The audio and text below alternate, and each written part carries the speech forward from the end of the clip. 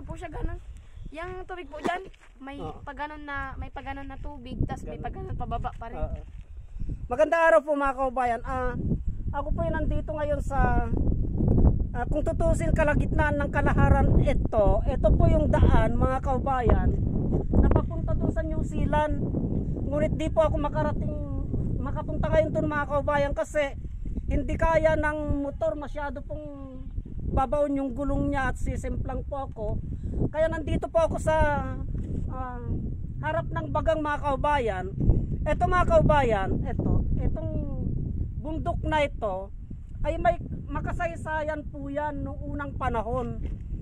Diyan po mga kaubayan yung history nito, itong bagang na ito, nandyan po yung angkla ng barko noong unang panahon. Itong bagang na ito mga kaubayan.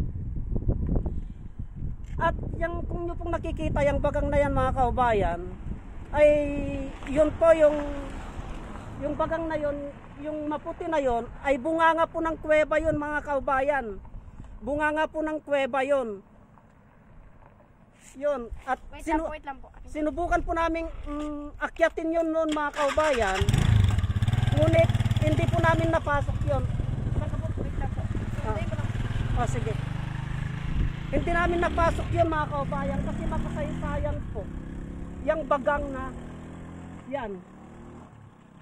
Malaki po history dito niyan mga kaubayan, dito sa San Marcelino. Kaya dyan, sa ngayon mga kaubayan, ay dyan na po itinatayo yung solar.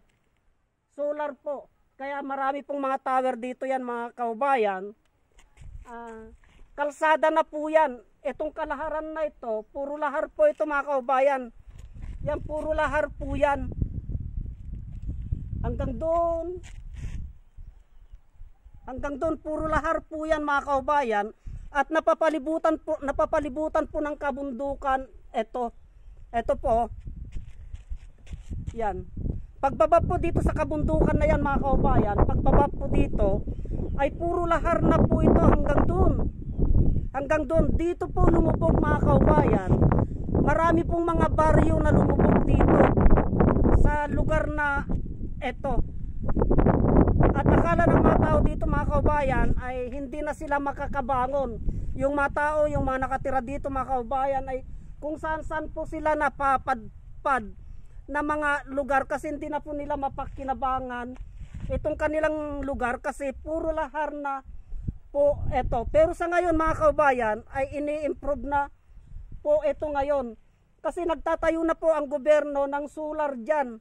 Kaya pagdating po ng gabi ay napakaliwanag na po dito mga kaubayan. At nagawi ako sa lugar na ito at pupunta po sana ako doon sa New Zealand.